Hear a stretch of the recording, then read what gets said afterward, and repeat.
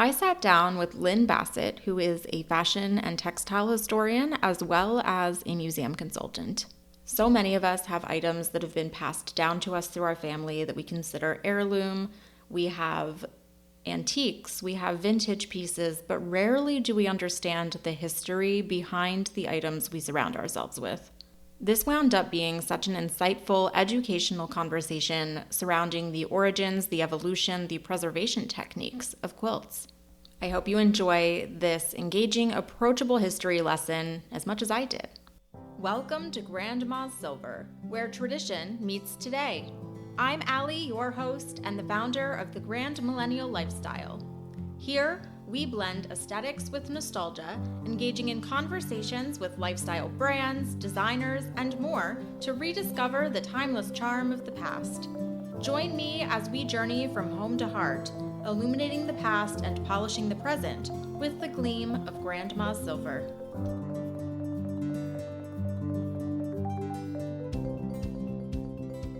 All right, Lynne, well, welcome. I wanted to go ahead and give you the opportunity to introduce yourself. You are a textile historian, so I thought we could start there before those who might not quite know what that entails. So if you wanted to go ahead, I'll pass the mic, so to speak, over to you. Thank you, Allie. Yes, I am a fashion and textile historian. I identified in college that I wanted to work in museums, and I had grown up sewing. My mother gave me my first sewing machine when I was 6. So I made my own clothes and all that sort of thing. And so when I got out of college and started working in the field, I just automatically ended up getting put into like costume collections. Oh, wow. And such, because I was the only person on staff who understood the fabrics and the construction and that sort of thing. And so I was very fortunate to have a mentor early on, Nancy Rexford,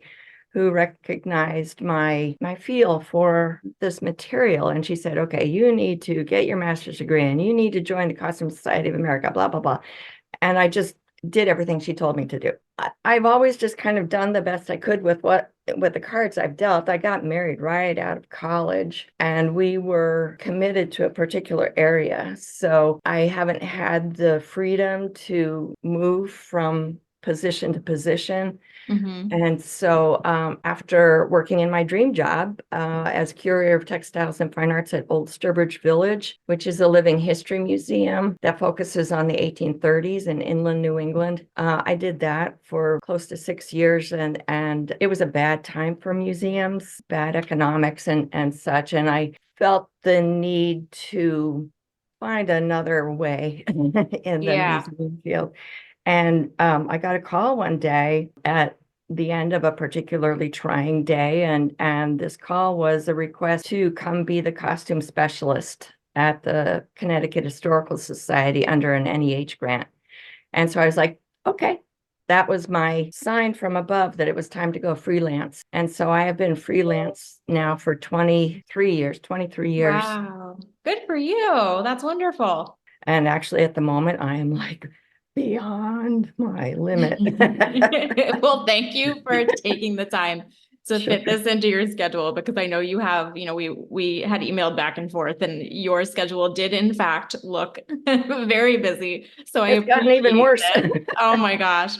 Well, I really appreciate this because I think it is an interesting conversation, one people might not expect necessarily. I am very enmeshed in this quote unquote grand millennial style, which is really not new, but it's a blend of a lot of older, classic, traditional styles. And the grand millennial piece is really just that resurgence of appreciation and the way that people who are millennials are, a similar age, are blending those things together with a more modern aesthetic. And so one of the things that I have noticed is that we're collecting a lot of things that are either generations before us might not have wanted, but that belong to our grandmothers, great grandmothers. And, you probably couldn't have paid my mom and her generation to want the china or the silver, but folks my age, not everybody, but folks my age are kind of reappreciating those things. And I do feel that quilts particularly as an heirloom, are fitting into that category. And so I thought Definitely. this would be an interesting conversation because I don't think very many people know what they have or know the history behind them or know just how special some of those pieces really are and the work that goes into them. And so I am excited to kind of talk through some of that with you because you probably know more than I for sure what that all looks like. I guess start with how did you kind of, or what does your experience look like as it pertains to quilts rather than the costume or the fashion? Right. My appreciation for quilts somehow is just in my bones. I grew up with a grand total of 2 quilts in my family. A quilt that my great grandmother made for my father when he entered World War II. It's a very patriotic quilt. He was in the Army Air Corps, and so it's quilted with the insignia of the Army Air Corps with the wings and the propeller and Wow. that. And the other was a friendship quilt that my dad had actually won in a church raffle in like 1940 or something like Oh, that. wow. But I think I really appreciated what you said about how your parents or grandparents may not have appreciated these old things that our generation, whatever, I'm a different generation, but I understand completely because my parents just really didn't think anything of those quilts at all. And they used my great grandmother's quilt to pad the furniture when we moved Yeah. from Montana to Massachusetts. And Yeah. when I found out about that, I took it away and I said, if you're not going to take care of this, I'm going to. So there's definitely generational differences in attitudes about these things. For my parents who grew up in the Depression, having old things was a sign of poverty and they wanted nothing to do with it. That's interesting. I hadn't thought about that, but yes, that makes perfect sense. Yeah. So then I come along and I love this stuff. My mother didn't want me to collect other people's old junk, as she put it. We came to an understanding about all of that. And as you can see behind me, I've been collecting old stuff ever since I was an adult and had my own money. So the quilt thing really has been, as I say, in my bones from my earliest childhood. I love those quilts that were in the family. The first exhibition I was ever able to do on my own was actually a quilt exhibition. So I did that in my first gig as a curator. I was the curator of collections at a local history museum called Historic Northampton here in Massachusetts. So right out of the gate, they're like, okay, here it is. It's February. We need an exhibition by March. Oh my gosh. So Well, quilts are good for that. I have questions about your work with exhibits, but I'll let that come later because I think I would be doing a disservice to folks if I jumped right to that. You mentioned friendship quilts, and this raises a very good, probably lengthy answer, but I think it's important to discuss, which is what is a friendship quilt? And kind of breaking down, I mean, I know we can only do so much in the time that we're chatting today, but breaking down a little bit of that history, the sort of evolution and what that all looks like. Well, it's a particular area of interest of mine because there is been a misunderstanding about the origins of friendship quilts that seems pretty hard to correct in general understanding. It was published years ago and in multiple places that friendship quilts started around approximately 1840 because of the invention of a stable dye, stable ink. This is not the case. Stable ink, which is like India ink, has been around literally for 2,000 years. So it has nothing to do with the quality of the ink. What it has to do with is the culture of the period. And this is what I think is so significant about quilts is their ability to represent the culture of any period. What was happening in the 1830s, 1840s was what is called the Romantic Revival. And this was a period soon after the beginning of the Industrial Revolution, which really upended society, which had always been rural agricultural, and now suddenly it's urban industrial. And it's traumatic for society. And so they start romanticizing history and that sort of thing. And emotion is very much valued in this period. And that's why friendship quilts come into fashion because people are embracing emotion and friendship. Quilts are such powerful vehicles for expressing that sort of thing because they're made out of our loved ones' clothes. And in this case, people could actually start inscribing quilt in ink. And that actually started earlier too than people realize, because as a fashion historian, I recognize that writing on fabric with ink was a fashion a generation earlier. Oh, That you really? see in what are called reticules. They're little drawstring bags. You see it used as dress trimmings. These really delicate little drawings appear, like I say, on these whitework bags, collars. So people are already familiar with drawing on fabric with India ink. So in this period when they start really, as I say, embracing emotion, sentimentality, piety, all these kind of romanticized virtues, they transfer that to the quilt. Again, a long answer. I've heard quite a bit, and this wasn't my area of studies, so bear with me here, but I have heard and know bits and pieces that a lot of, like the Victorian era's over the top interiors and that sort of thing stemmed from a very similar space is kind of what I recall, if I'm not mistaken. Mhm. Are we talking kind of the same idea here with the textiles? So with the Industrial Revolution really began with textiles. And so what happens is that you have all these new technologies that are creating, especially printed cottons, calicos, much faster, much cheaper. Mm. There's new dye technologies and stuff. The colors are very vibrant. This is very exciting for quilt makers because they have all these wonderful new fabrics that they can afford, really, for the first time. So there's excitement about that sort of thing. That's also the sort of response later in the Victorian period to industrialization, that they have all these fabulous new goods that they can clutter up their parlors with. Because they're manufactured in a factory setting rather than by hand. In this early period, there's this trauma of the Industrial Revolution by what it does to the economy and the understood society, manner of living and such. But they're also really appreciating these new fabrics and stuff. Mm-hmm. But then you get to be a generation later, and this next generation, they're familiar with industrialization. It's not as traumatic to them. And so that's when you start to see the really cluttered Victorian parlors and stuff, because they're really embracing it. That's when the fashions get really complicated with all the drapery on the skirts and the furbelows everywhere that they can think to put one. So it's a shift. It's not a smooth progression. Right.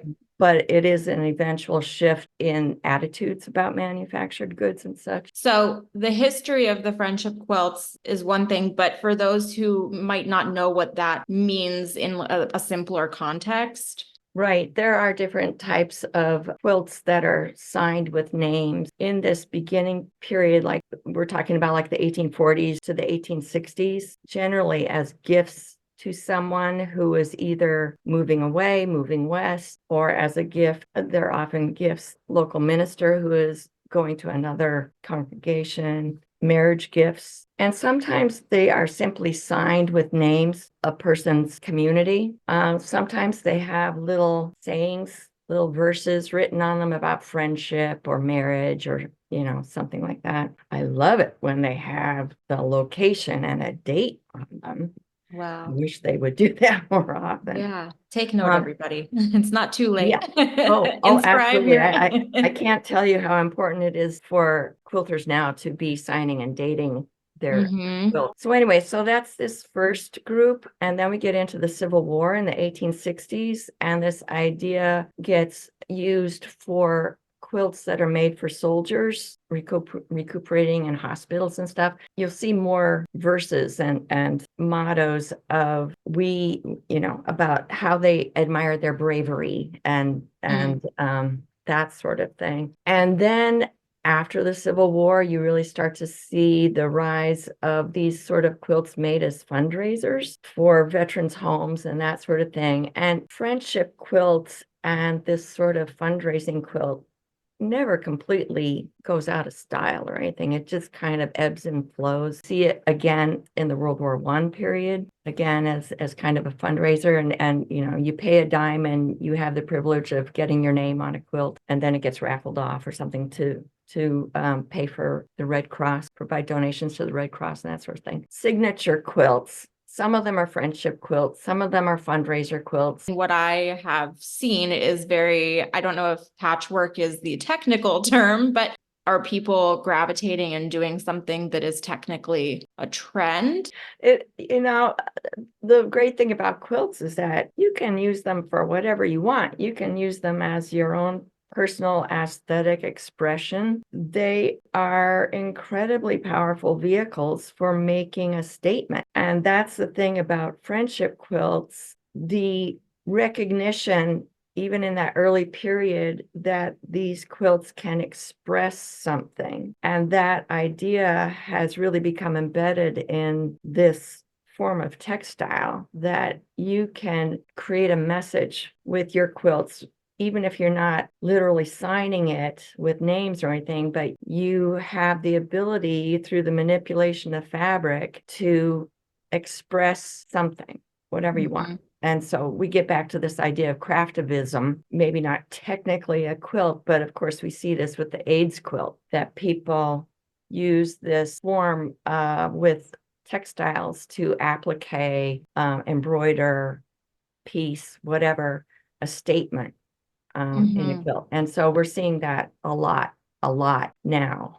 Okay, so that is newer. Interesting. Something I've always been really interested in is how they've been used for storytelling in a way, which is sort of, I think, what you're saying as well. Perhaps it's the archaeologist in me that associates storytelling going back so far in different tactile ways, right? We had cave paintings and we had, all these different things. Is the use of a quilt as a form of storytelling, you're suggesting that that's actually a newer practice?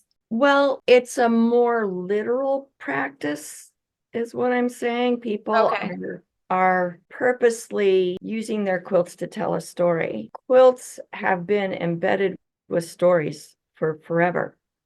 But some of those stories have been kind of imposed on them through family memory and that sort of thing. For instance, the earliest hexagon pieced quilts in America is in the Wadsworth Atheneum collection. It was made in 1794, west of Philadelphia in Pennsylvania. It came with little strips of paper attached to the various blocks, identifying the woman whose dress that fabric came from.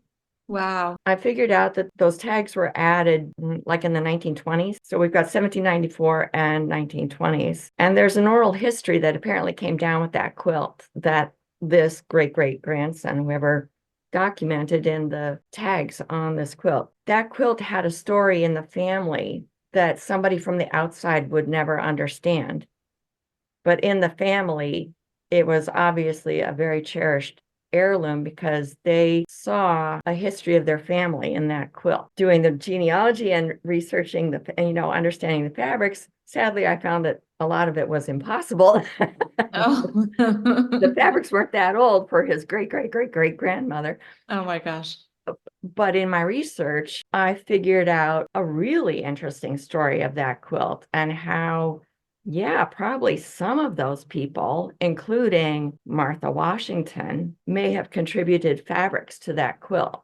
Wow. That's a quilt that tells a great story. It doesn't tell you easily, but with some research and such, you can figure out what the story is in that. So I think quilts have always had that possibility because of the fabrics that they carry. Who wore that fabric may well be, it was certainly understood by the person who made it. Did that story get passed down through the generations? Sadly, not too often. Like I said, I think quilts are very powerful vehicles for carrying stories.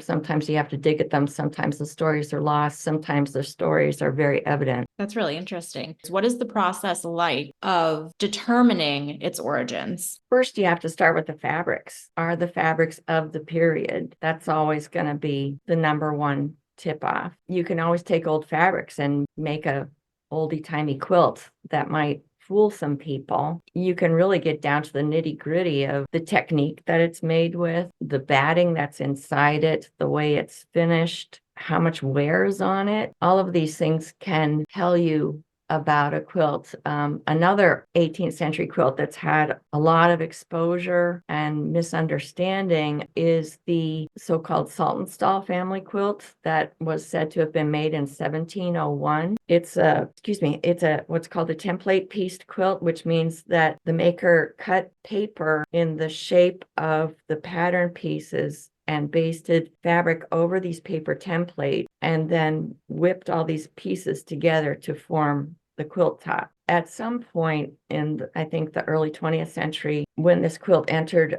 the collection of what's now the Peabody Essex Museum in Salem, Massachusetts, a lot of those papers that were in the quilt were taken out and they looked at them, and one of them was a page out of the Harvard catalog from 1701. So they assumed that the quilt dated that early. Right. But she was just using old paper. So it's really, that is a challenge then, right? Because, Mhm. and I've seen this just, with archaeology, you depend so much on the layers. Mhm. Mhm. Because just like we have heirlooms, someone else could have also had heirlooms. It's Mhm. really about, you have to use more than just that initial clue. Yeah. So in analyzing the fabrics, we actually figured out that the quilt probably started in the mid 18th century and then it was finished a generation later, around 1800 or so, because you can see that there are two groups of fabrics, and the fabrics in the center are older than the fabrics that go around the outside of the quilt. I know you mentioned very early on you did exhibitions, and you're one of your first, if not your first, was My very quilts. first, yeah. Yeah. Quilts.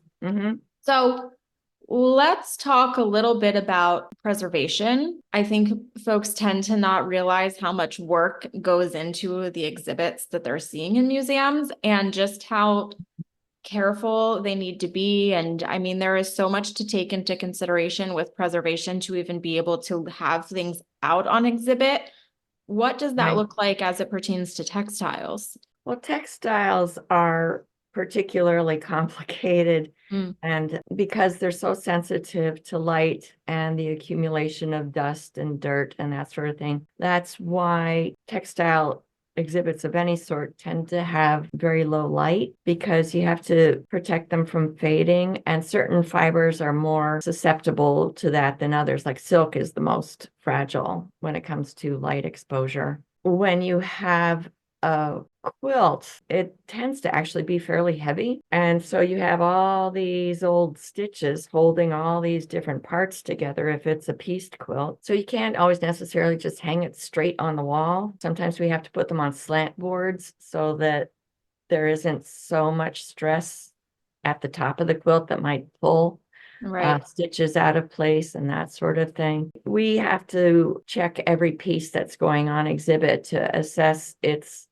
condition and what sort of display it would need. Sometimes we just have to fold it and lay it flat, but generally a slant board. That's the other thing, is that you really need to have some sort of hanging mechanism at the top, either a strip of Velcro that's been stitched to muslin, or a lot of museums and private owners use a rod, like a closet rod or something like that, through a casing that's been hand stitched, never machine stitch, always hand stitch a muslin sleeve across the top. So that way the stress is distributed all the way across. You don't want to, as you often see in like antique shows and such, where they're doing it really quick and dirty, they'll just tack it up in places. And then you see how the quilt kind of swags from tack to tack.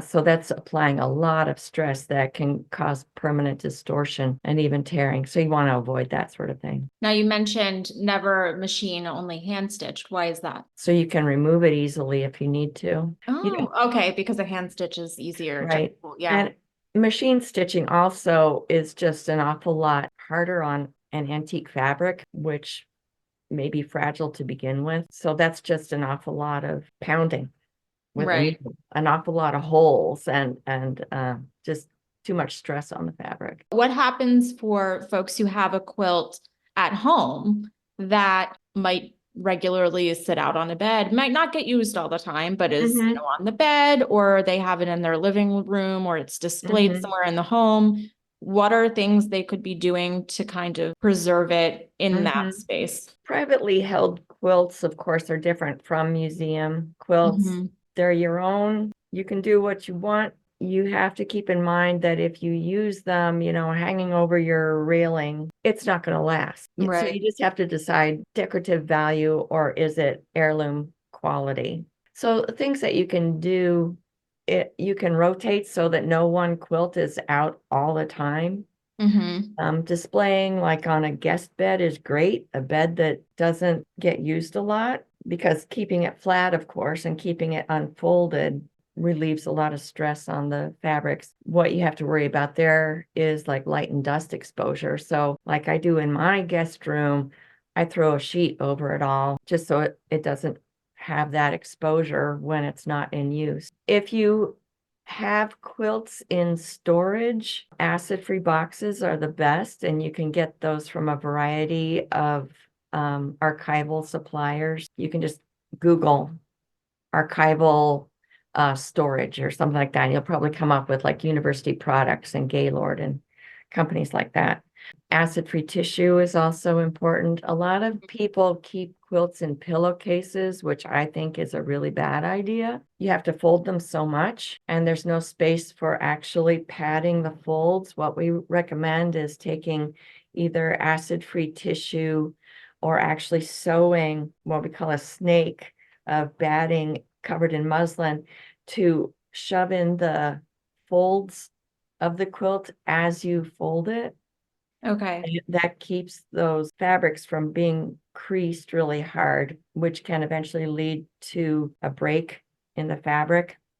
It can break right along the fold line. So an acid-free box that's standard size is like 48 by 18, 20 inches wide, 6 inches deep is good for one quilt. And they're wicked expensive. So I understand if people can't always do that. But even if you just keep them folded on a shelf, make sure it's not on a wooden shelf because the acid in wood will leach through and cause yellowing. Really? Yeah. Oh, wow. I never would have known that. Yeah. What I do actually, you can cover a drawer or a shelf with aluminum foil, and that creates a barrier. And Okay. then you could put some unbleached muslin on top of that or some acid-free tissue, and you can fold them and leave them there. And again, put some muslin or a sheet, a clean, unused cotton sheet over them to protect them from dust and light. And then if you can, and this is really a pain if you've got a large collection, but take them out every once in a while and just let them hang out on a bed for a week or so and then fold them up again, but in a different configuration than you had before. So you don't have the pressure on the same crease lines all the time. Can't tell you how many, practically every antique quilt is damaged down the middle because they're always folded in half. So you got to change up your folding once in a while. Something about the idea of it being folded and it being a quilt, I don't think of it the same as if I were to fold a sheet of paper, because they're thicker, but I guess it can have that same effect. Yeah, if they're old enough and fragile enough, yeah, it can create permanent creases that can even lead to, as I say, actual breaks in the fabric. Like you took a knife and just went. So if someone has something that was passed down, or even if it's newer, but they're keeping it stored away, hopefully now, the way that you've just suggested, what is the frequency that they should be taking it out and refolding it? If you can do it every 6 months, that's great. Okay, Um, that feels doable. every year, a year, acceptable too. No, that's helpful. So I feel like your spring cleaning, Right, your seasonal cleaning, build that into your checklist. That's good to right. know. Something that we talked about before we started recording was the idea of antiques or, quilts as antiques and sort of their value. What, most people who are listening, because we tend to be a very like-minded community, are holding on to those pieces because they mean something to them and they're heirlooms and there's sentimental value attached. But for those who are looking to become more of collectors for the traditional value, Mm-hmm. or who have something that they don't feel particularly attached to, that they are thinking about doing away with, or they're going out and they're wanting to collect. What do they look for? How does value get assigned to a quilt or a textile in general? Is it date based? Is it material based? It's all of those things. It's dependent on the condition. Does it have a documented history? That'll raise the value a bit. Its age, its condition, beauty, its aesthetic quality. All of those things matter when it comes to a financial value. Rarity has a lot to do with it. How unique is it? Is it a quilt that is just absolutely unique? Somebody's vision, somebody who was actually artistic. Is it a kit quilt? You know, kits started to become very popular in the 1930s. Okay. Now, does that tie into, you mentioned rarity. So is that along the same lines of, is it mass produced or is it one of a kind? Is that what you mean there? In part, rarity has something to do with its age. You know, the older a quilt is, the less likely there is to be similarly aged pieces out there in the marketplace. You know, it's not easy to find an 18th century quilt, that's for sure. I imagine not. Even the early 19th century that's finding their way into the marketplace now are a lot of the Chinese reproductions that were made like in the 90s and stuff, and people are getting tripped up by those thinking that they're old. Okay. So they had kind of a limited pattern type because they tend to be reproductions out of museums and such.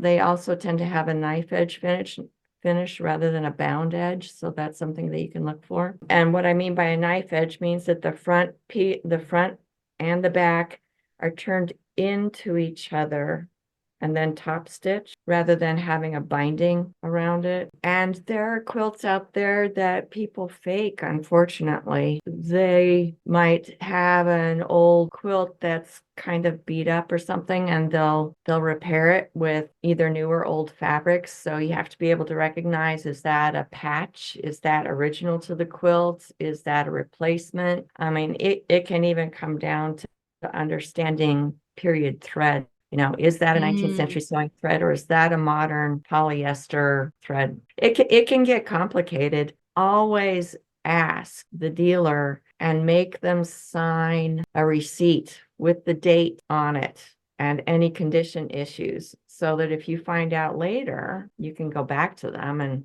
talk to them about it.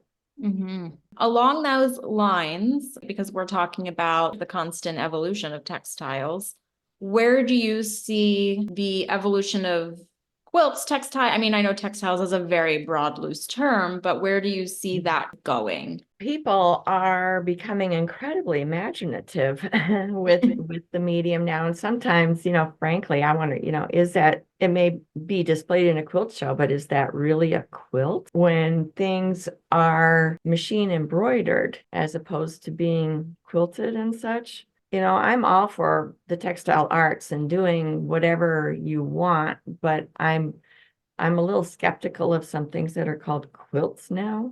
It's really been embraced as an artistic outlet for women, especially, but not entirely. There's some amazing male quilt artists out there, but it is still majority women. And the modern quilt guild has become a very big movement for people who don't want to do the traditional designs, who want to do something like color blocking and abstracted design.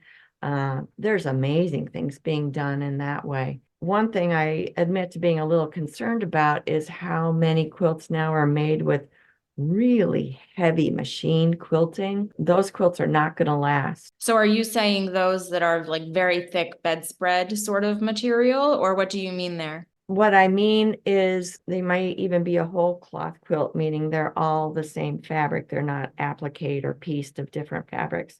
But the quilting design is done by machine.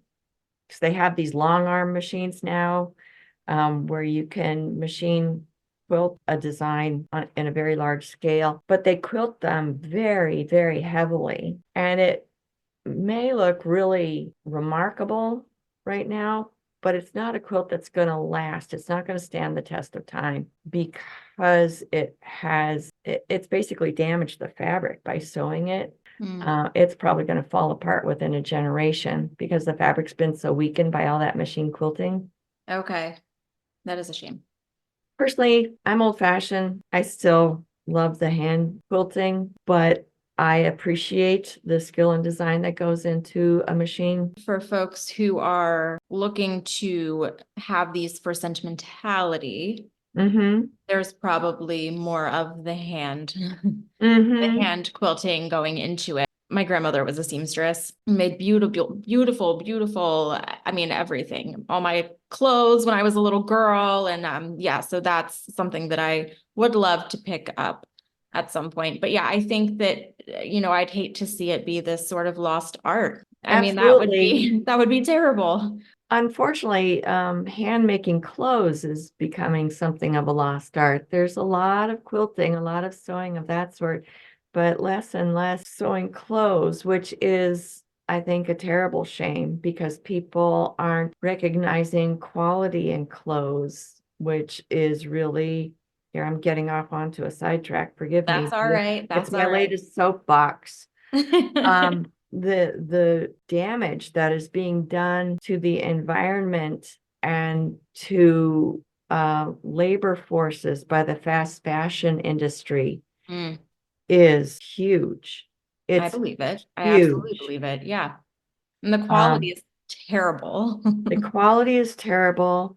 They're using a mixture of fibers that are not recyclable, and they're just ending up in mountains of discarded clothing in countries that will take them. Yeah. And anyway, the loss of understanding good construction and design is, I think, really tragic. And I think that is due in part to the fast and cheap fashion industry. If you learn to sew and you make yourself something that you can, say, I made it myself, and put the quality into it, or even just learn to recognize quality and stop buying these cheap synthetic things that will never degrade and just end up in a landfill. That would be great. So learn how to sew. That's a wonderful message. The last question I have for you is for those who are interested in quilts and would like to go see exhibits. Do you have any favorite or locations you recommend in the United States that people might go check out? The Shelburne Museum in Shelburne, Vermont has a permanent rotating quilt exhibit. There are quilt museums scattered around the United States where you can always see quilts. Okay. So rather than thinking of just the museums with, special quilt exhibits, you've got the New England Quilt Museum in Lowell, Massachusetts. There's the Quilters Hall of Fame. There's the International Quilt Study. Actually, they've changed their name. The International Quilt Museum in Lincoln, Nebraska. There's one in Santa Fe. They're literally scattered all over the country. And you can just Google Quilt Museum and come up with a list. So that's another place where you can always go to look at quilts.